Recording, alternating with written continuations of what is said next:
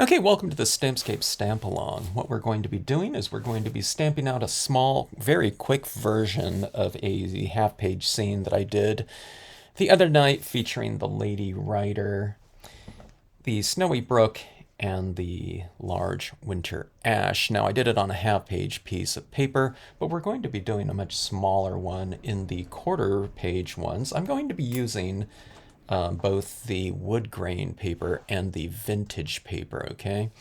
I like both of them, and I really like utilizing these pre-printed surfaces for some very quick scenes. It gives the scenes character, kind of a built-in character from these different types of patterns and light and shade on them.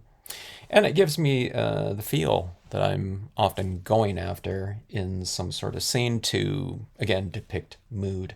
Okay, now, these are pre-printed papers, so if you have these, test out the different inks you have on them. They can take different types of inks, but some of them they just take better than others. Sometimes if you have a little bit of a watery dye-based ink, those dyes don't print on here very well because these are sealed surfaces with this pattern printed directly on it. Remember, this isn't wood here. This is a wood pattern that's been printed on there with printer ink, so it seals off the surface somewhat, okay? So test them out. I'm going to be using this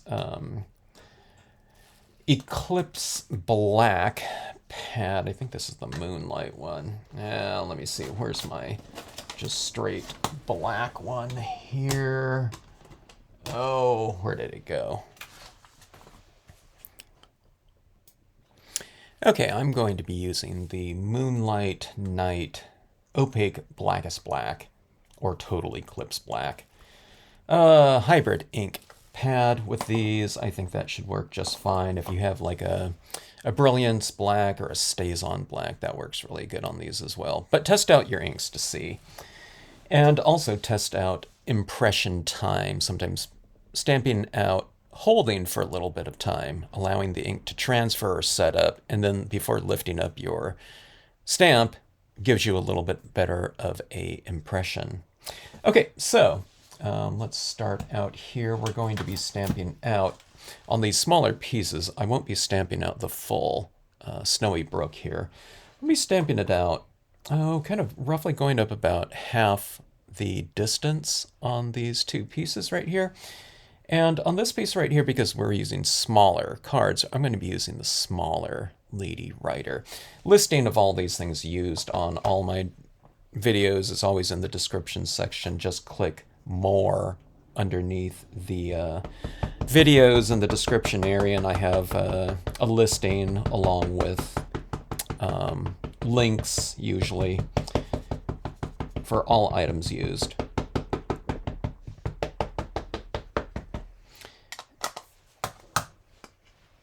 Okay, first I'll do the vintage. Let's go about halfway up about. And also, don't worry about, being too particular. I said about halfway up. If you're a quarter inch up or down, that's just fine. So that's a half-inch leeway. I mean, it could even be like a 3/4 inch leeway, okay? Position on this, it's flexible with any of these images that I'm going to be stamping out on here. Okay, now see I'm stamping and holding for a little bit of time before I lift my image, and I get a pretty good impression there. I can see on here there's a decent amount of ink, and again, it's because we're stamping on a pre-printed paper, so the paper gets less porous, unlike like a cardstock or something of that sort. Okay, now on the wood grain paper, I have to take a look and see what part of the grain do I want. I'm going to have a little bit of a moon over here and the character over here, so I think I want this kind of this little knot on the right side instead of right behind my figure. Okay, let's hold this one down a little bit longer. I think I want a little bit of a stronger impression than on that vintage one. And by holding down, I'm not talking about like you know, like 60 seconds or, you know, 2 minutes or anything like that. Just stamp and hold, you know, 20 or 30 seconds usually. On these papers, at least. This is not for every type of paper. It's just we're doing something specific for the paper surface media combination that we happen to be using, okay? So it was like that. Okay, now let's go for the tree. Now you can really do these in any order that you want. I would stamp my writer first, probably, you know, because it's easier to stamp kind of a smaller image into a larger card and position it than to position all the large stamps around it. Okay, now this is going to be going on about, I would say about quarter of the distance up the page. So we take this right here and we cut it in half, not literally, but as far as placement goes. So the tree will go like this. So I'm stamping a lot of the tree off of the card. See, the card's going like this. All right. But again, if you stamp it higher, left or right, something like that, that's fine. And again, stamp and hold to allow that ink to transfer. Okay, looks like that. And I'll do it on the other side as well, or on the other card.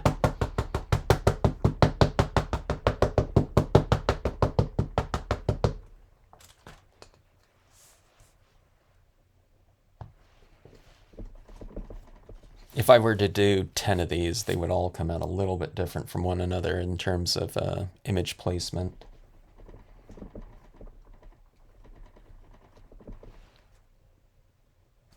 Holding down a little bit longer on the the vintage cardstock. I think this one seems to be a little bit more sealed off. Good. All right, now we're going to go for another impression of this tree. And we're going to stamp it higher, so you don't need to ink up quite as much of the stamp, but ink up more than you think you're going to need.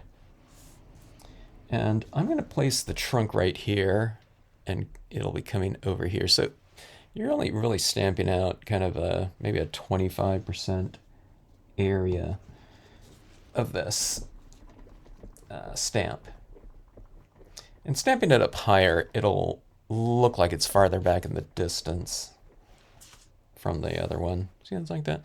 It's like a 1/4 inch higher, I would say. By the way, that's light coming into my room from somewhere. Okay. And let's do the same thing on the wood grain. Maybe I'll ink up slightly less.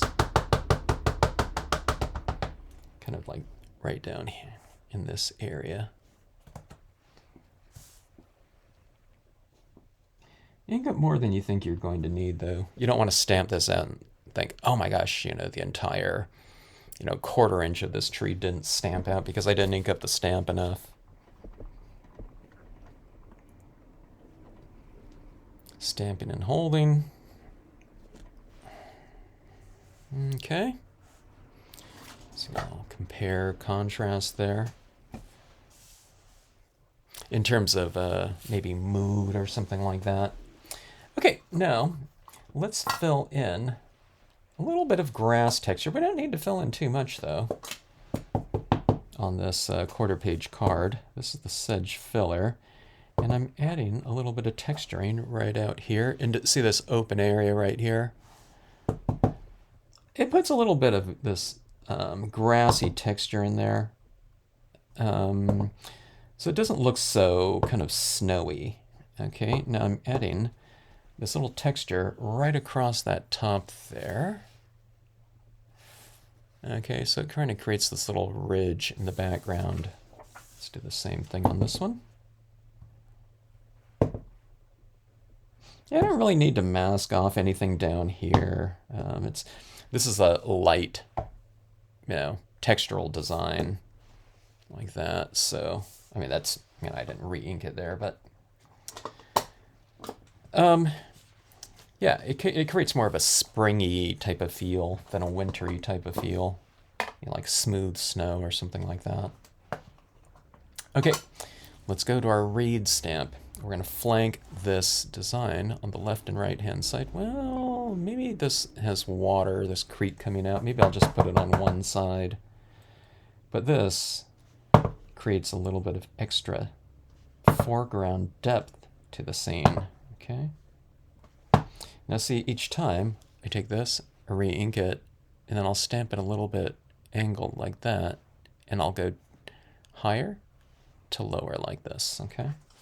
Let's do that again. On the wood grain, going high. See where I'm kind of putting my pressure on this stamp right here? I'm kind of putting it in the middle. Don't press up here real strong, otherwise you might smash down the tops of the blades of grass. Okay, something like that.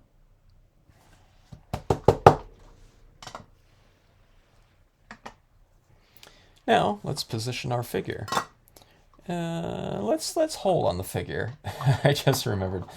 Let's add in our little sun. Okay, so this is a 1-inch hole punch right here. If you have a 1-inch hole punch, you go ahead and use it. You don't have to add this in here. It could be without. And I'm going to use some white pigment ink, okay?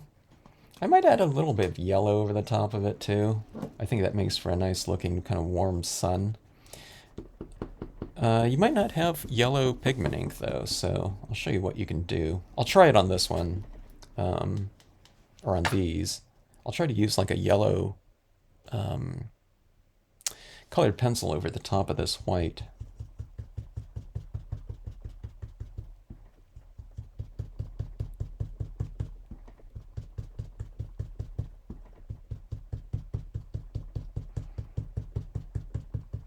Doesn't have to be completely super solid white on here, okay? It could be a little bit more kind of see-through, translucent. Okay. Now, if this whole place in here is totally closed off with those branches, just just put the moon or the sun right over the top of the branches. I don't know, maybe one of these will be a sun. Maybe one will represent a moon. I'm not sure. Maybe on the vintage paper it might look better as a moon. I don't know. We'll see. Okay. So here we go like that. And now, let's go with our figure. You can put the figure right in front of that orb if you want to. You can put them a little bit off to the side.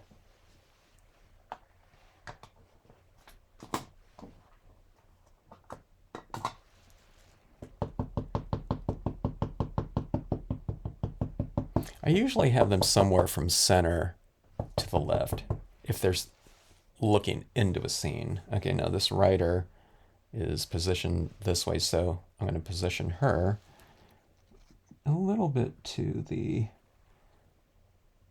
left of center. So she's kind of looking into the scene still.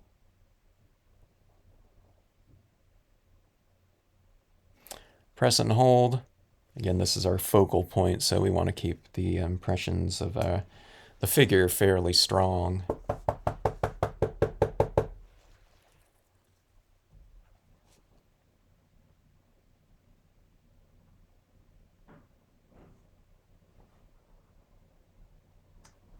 Okay.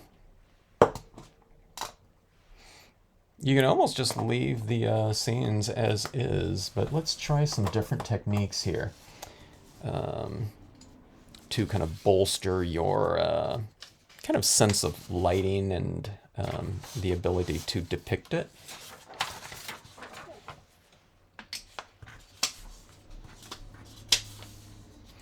Okay, so what we have here, a couple different colored pencils in green, light green, darker green, a black colored pencil. You can have a white colored pencil. This one happens to be a white pastel pencil. Really fun to use. I'm going to start incorporating this pastel pencil into a lot of my scenes going forward. I've really become a strong believer in it. I really love the way that white colored pencil or pastel pencil looks on these types of papers, okay? It applies really nice because the pastel is really soft. And then I have a white paint pen here, okay? The white pen gives us a little bit of a stronger, kind of a white application on our pieces. Okay, now on these ones, the thing about these two, both of them are kind of warm in tone. I wanted to do something a little bit more spring-like, so what I'm going to do is with the white paint pen, I'm going to add these blossoms on the bare trees to give it, you know, less of a wintry look and look like more of a springtime type of depiction. All right, so I'm going to start adding these little dots into the tree. Kind of makes it come alive almost immediately. Now I can add in some different highlighting on these trees. I don't think I'm going to do that. Let's keep this really a lot more minimal in terms of our techniques used. We're going to be using this, but we just won't use them quite as extensively as we could potentially. Because again, I just want these to be quick and simple cards. All the techniques are simple, just doing some types of techniques a little bit less in terms of things like highlighting with this pen will just make it quicker. Okay, adding it on both sides. I'm kind of clustering some of these little dots. I'll kind of spread some out too. But I feel that gives it kind of a natural look when you kind of cluster some areas. Make it look a little bit more varied than specific, you know, like, you know, each dot is like exactly a 1/4 inch kind of apart from each other. I say that because, I don't know, we all kind of have tendencies to do that. Me too.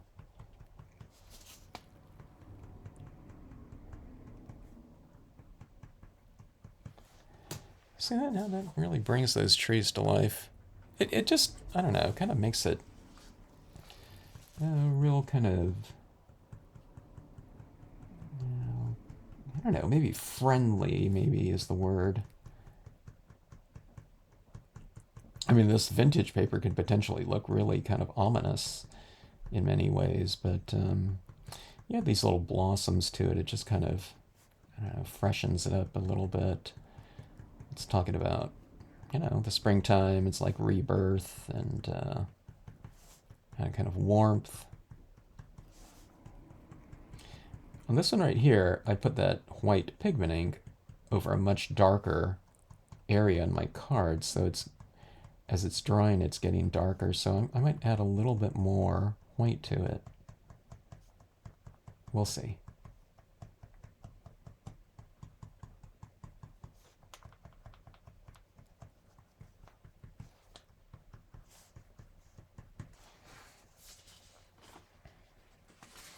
All right, see that right there? Look how fun that is. Let's go ahead and add a little bit more white pigment ink right now.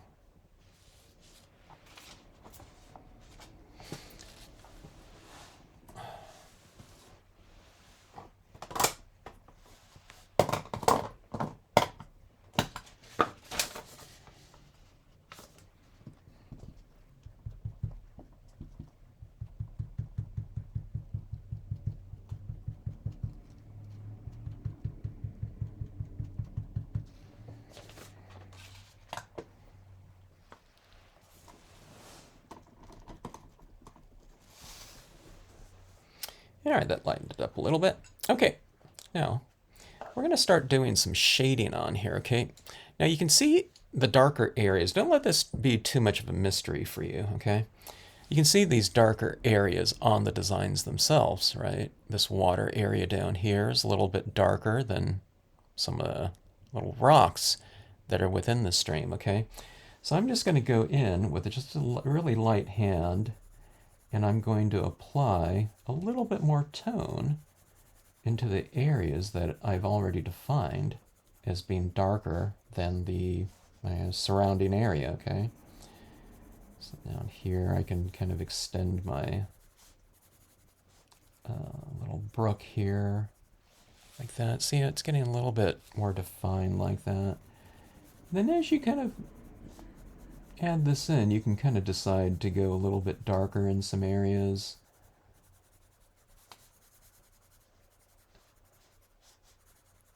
And you can say, well, hey, Kevin, why didn't you make it more solid to begin with in the design? Well, sometimes you might not be coloring in with black. You might be doing it with blue or something like that. Or if it's a sunset sky, maybe the area down here would be, reds and oranges. It'd be reflecting the colors of the sky. And if I made it all solid right here, when you stamp it out, it would all be black, and we couldn't add in those different types of variations of color,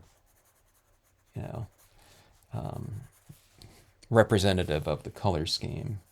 Usually it happens to be kind of what's happening in the sky, because water can be very reflective.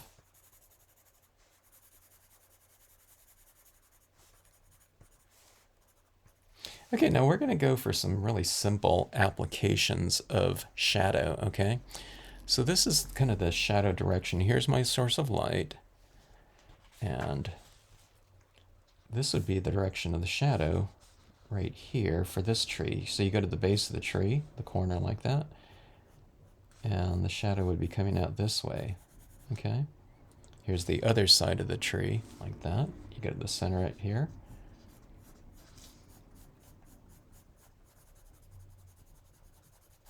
And there's your tree, kind of shadow. See this tree right here? Here's the center of my moon, or sun, actually. And I go to the base of the tree. A little bit darker at the base of the tree, then kind of taper it off. So it's darker at the next to the tree. Here's a tree trunk right here. And here's the shadow like that. So the shadow is a little bit darker, and then it lightens up like that as it moves away. And here's this little horse and rider. I'll kind of do a little bit of shadow underneath them, like so. Let's give this ridge line, grassy, whatever, knoll, a little bit more of a defined edge as well. Okay, so I'm just going to eyeball it here. Here's the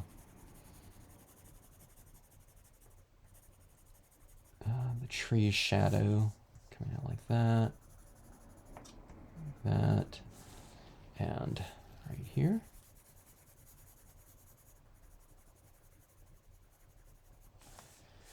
Little shadow under the character like that. See that shadow right there? How it really anchors the tree down into the scene. Let's go a little bit darker around it at the base. That. All right. Just darkening in some of these other shadows. Okay. A little bit of a stronger ridge line right here.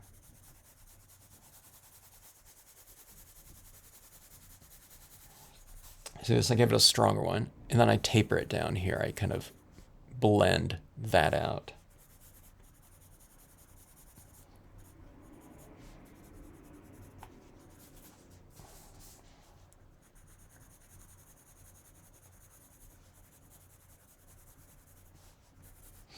Okay, now, why don't we go in, grab your darker colored pencil like this, but don't use it as dark colored pencil, just like we use the black.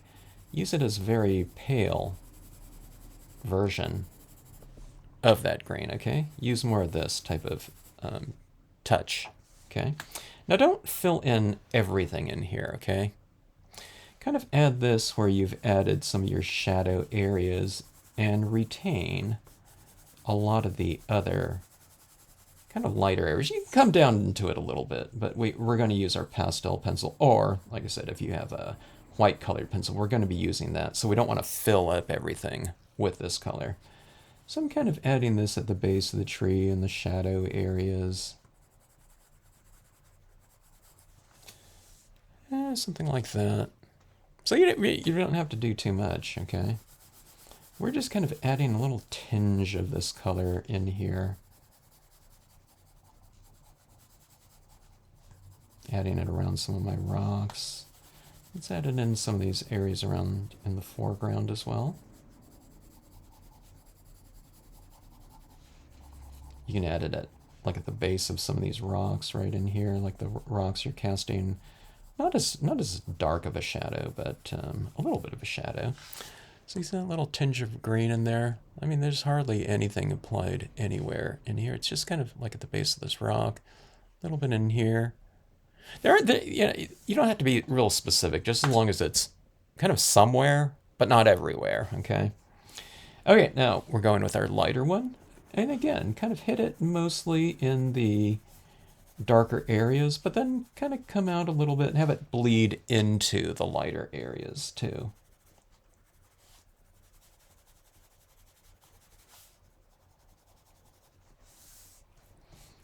All right, the vintage paper is just starting off with a much darker paper, so it's not going to get as kind of warm and light, as this green is doing on a much lighter, more orangey type of, color scheme.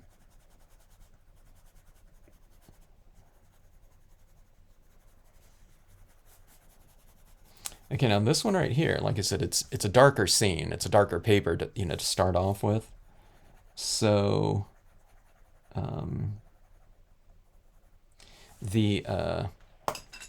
this white on here I'm not going to use it as much as on here. Okay, it's just that I don't know, it's a much darker scene. Okay, now on this one right here, you can see these like little tufts of lighter areas on the design. So what I'm going to do is I'm just going to go into here a little bit and add just kind of a little bit of a application of it. Okay, so you're not filling in completely, you're kind of highlighting here and there with this pencil. If you have like a piece of pastel, like a soft pastel, you can do this probably with some pan pastels too, if you're applying it with like a, I don't know, if they come with like a foam brush or something, or if you have a Q-tip, you can kind of dip in there and then kind of almost like paint your dry pastels into some of these areas. So I'm putting it on the tops of some of these rocks right here. Okay. And see this area right alongside the water like this. And like that. With this pastel, if you add too much, you can just kind of rub it off with your finger. But see this area right here? How light it is? So let's go on the top of this. Let's add a little bit of this in there.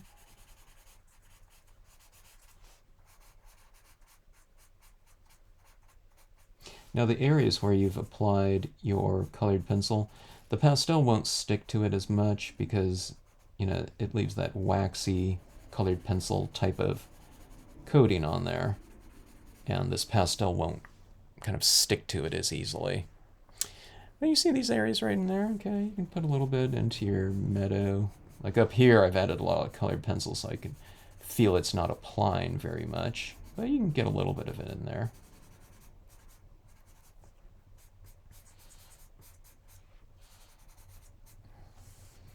And let's do the same to this one. Okay, you see how it looks on this one right here.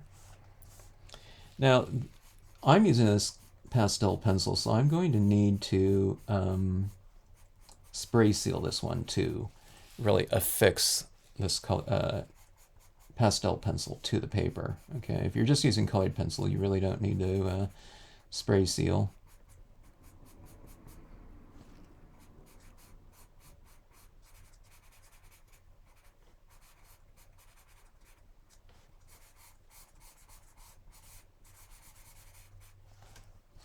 So you can add a very light touch with this pencil, or you can go much more opaque. So it's kind of the opposite of shading. You can add as much or as little of this as you want to.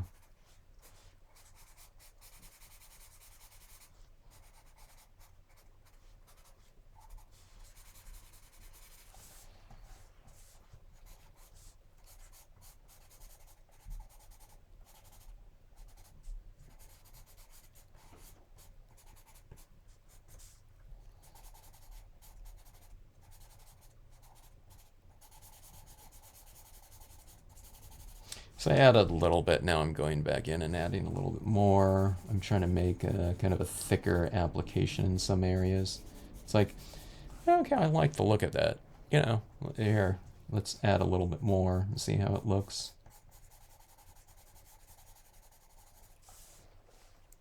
Going back in that meadow.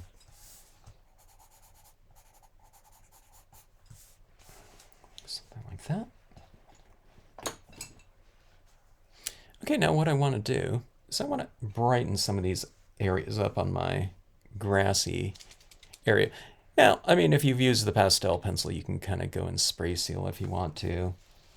But I'm just going to add this right now. I'm going to add in these little flowers, or maybe they're blossom petals that have kind of fallen onto the grassy areas.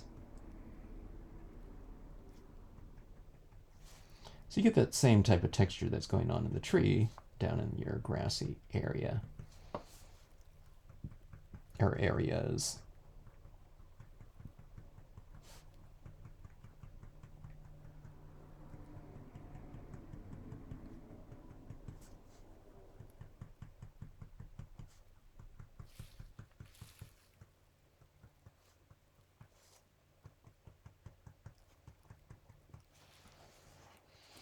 So it kind of brings that area to life, doesn't it, down there? It gives it a little bit of a shimmer and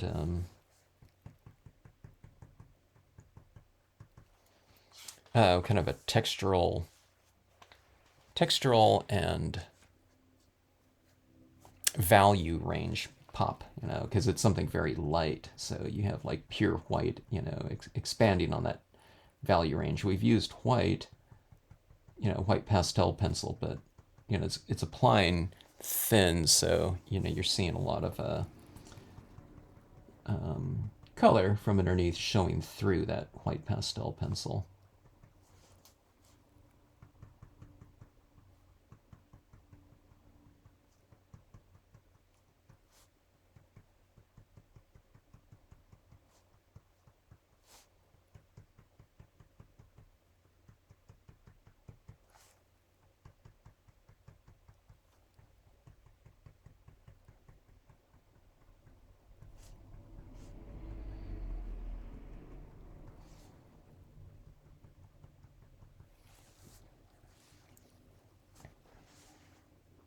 A little bit of shimmer.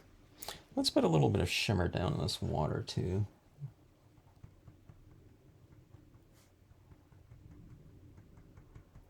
The water would have some kind of sparkly light reflecting your light source.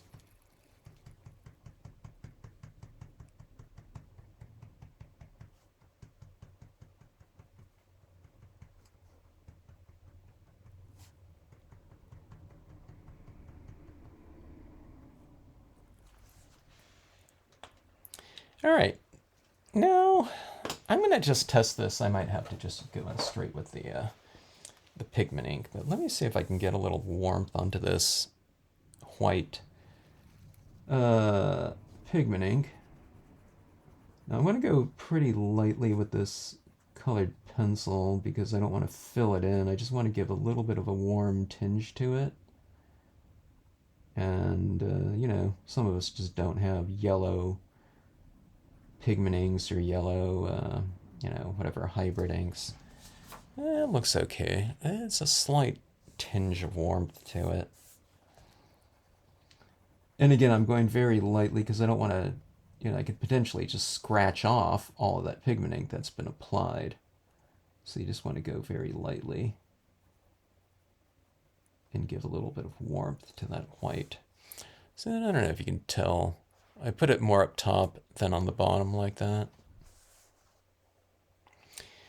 You know, just for a little bit of visual interest, I'm going to try some pink on here.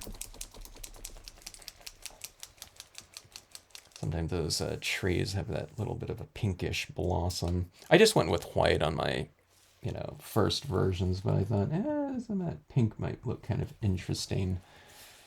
Okay, on here it's very subtle, but you get that little change of hue.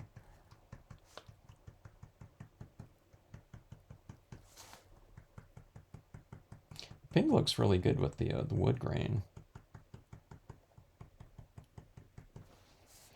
Okay, I'm going to bring down some of these little blossoms. They're falling off the tree, into the grass, into the water a little bit.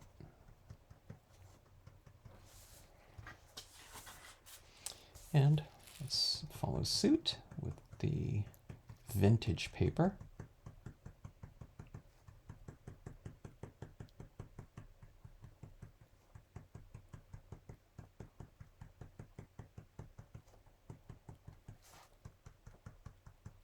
I think it looks really good with the vintage paper as well.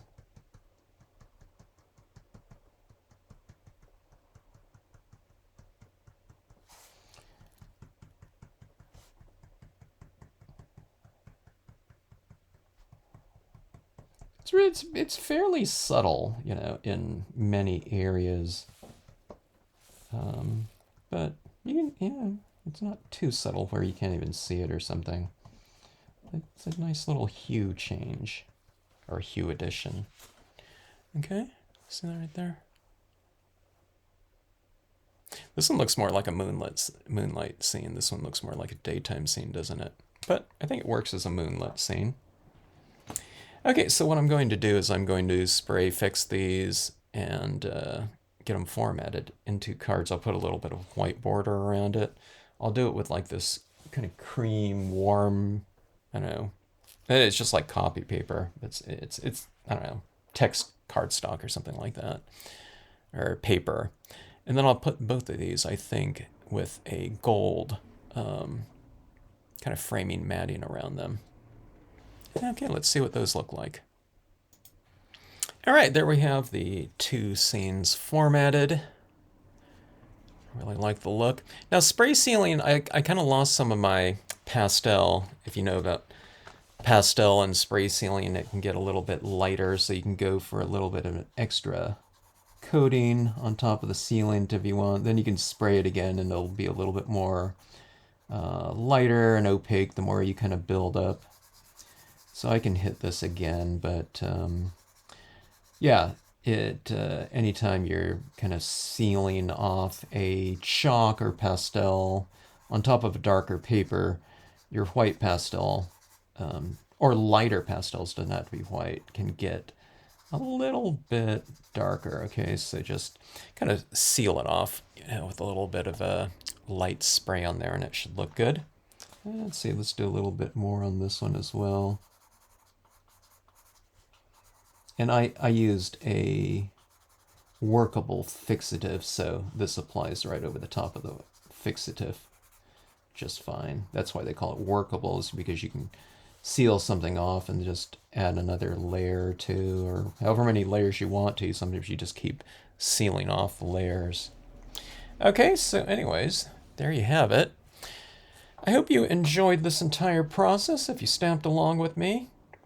And I hope you like the scenes and the kind of the smaller versions of those half-page ones. I don't really think you know, these ones lack for anything in the smaller scale, but I really like them. I think the pre-printed papers really kind of set that mood, as I was saying earlier, and you can see the difference in mood between these ones. This one looks, I don't know, it looks like nighttime to me.